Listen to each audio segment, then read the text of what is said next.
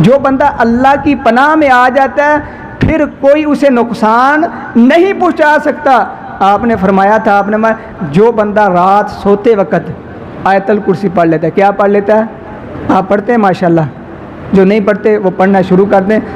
इसकी फजीलत आप सुने, शायद आपको पता हो लेकिन आप जो है तवज्जो नहीं देते। आपने फरमाया कि आयतल कुर्सी पढ़ के सो गया। पढ़ना कैसे? आऊज़ु बिल्लाहि मिनश शैतानिर रजीम पढ़ के, या बिस्मिल्लाह आयतल कुर्सी अल्लाहु ला इलाहा, ये मुकम्मल एक आयत है, ये पढ़ के सो गया।